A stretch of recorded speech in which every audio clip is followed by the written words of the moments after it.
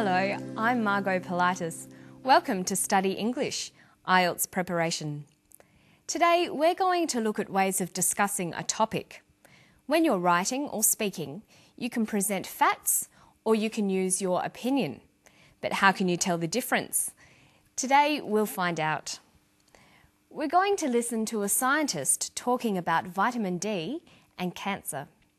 In this clip, see if you can hear both facts and opinions being used.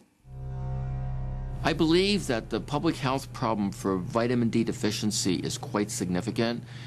I would estimate minimum 25% of adults in the United States, Europe, and probably even in Australia are vitamin D deficient. I mean, if you think about it, over 250,000 women in the United States will develop breast cancer this year. Something like 50,000 will die. If 25% of those breast cancers could have been averted, prevented in some way, just by having a little exposure to sunlight, would have been really tremendous. So he was talking about the links between vitamin D and cancer. Many Australians these days are avoiding the sun because they know it can cause skin cancer.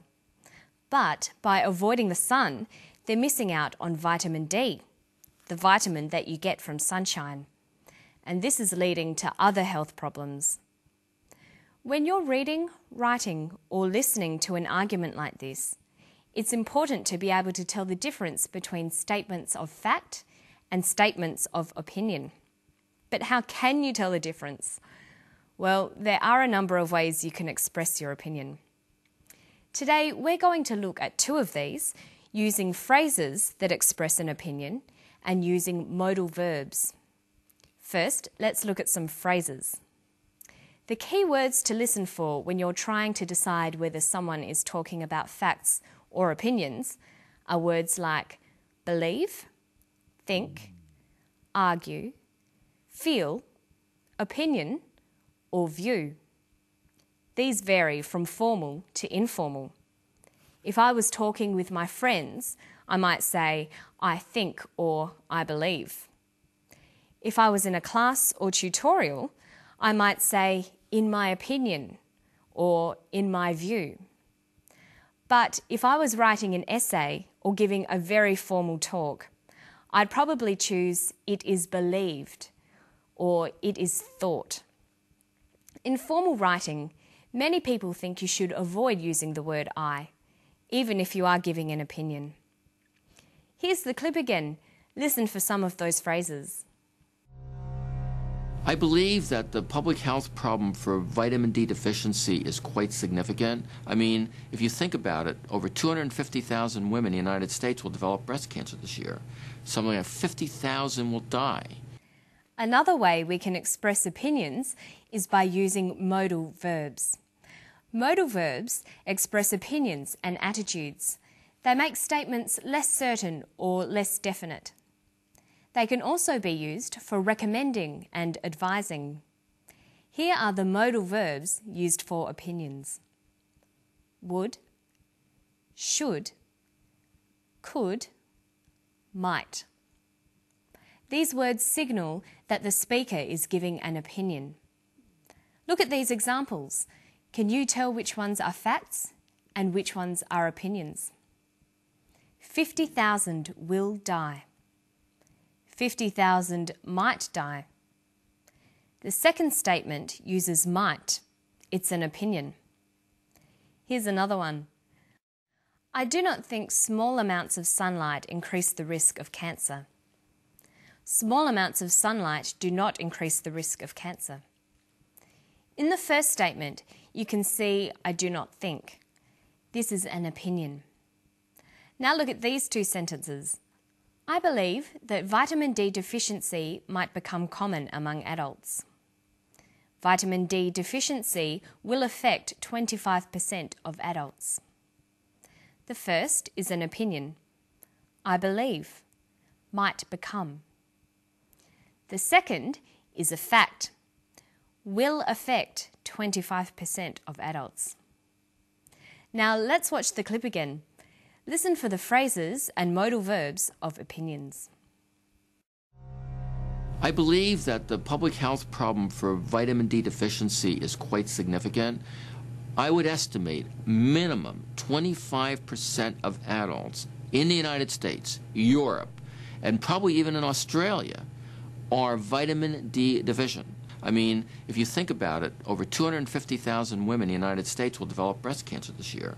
Something like 50,000 will die.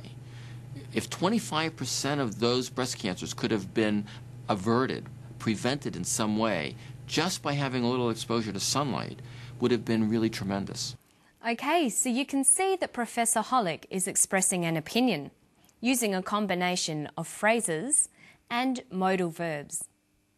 But now we're going to look at some pronunciation tips. When you're learning English, there are three very important parts of pronunciation. They are word stress, sentence rhythm, and intonation. Today we're going to look at the first two, how you can practice word stress and sentence rhythm together to improve your spoken English.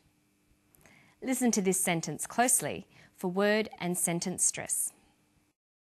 I don't think we should blame moderate, intelligent exposure to sunlight throughout our lives as the culprit for markedly increasing our risk of developing skin cancer.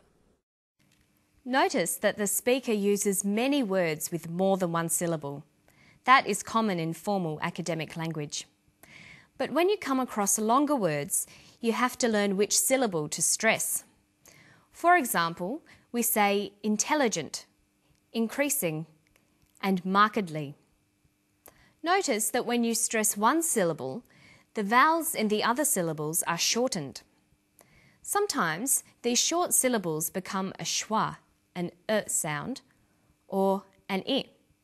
They're short, relaxed sounds. Listen to moderate, intelligent, exposure, culprit, markedly, developing, cancer. This shortening of syllables preserves the overall sentence rhythm. Listen to the clip again. I don't think we should blame moderate, intelligent exposure to sunlight throughout our lives as the culprit for markedly increasing our risk of developing skin cancer. So when you're learning to speak English, you need to learn the pronunciation of individual words, but you also need to practice sentence rhythm, putting the words together into sentences. This is much easier when you get used to shortening the non-stressed vowels. Okay, listen to the clip and then we'll practice some more. I mean, if you think about it, over 250,000 women in the United States will develop breast cancer this year. Something like 50,000 will die. If 25% of those breast cancers could have been averted, prevented in some way, just by having a little exposure to sunlight, would have been really tremendous. Okay, now you can try it. Listen to this sentence. It would have been tremendous to have averted or prevented significant vitamin D deficiency. Let's look at each of those words. We'll highlight which syllable is stressed. See if you can work out how to pronounce each word. Tremendous, averted, prevented, significant, vitamin, deficiency. Okay, now let's see what happens when we put these words back into a sentence. It would have been tremendous to have averted or prevented significant vitamin D deficiency. Making your spoken English sound natural takes a lot of practice. Don't forget to listen closely to vowel sounds and sentence stress, and remember to practice reading and writing in English every day. And that's all from me today. I'll see you next time on Study English. Bye.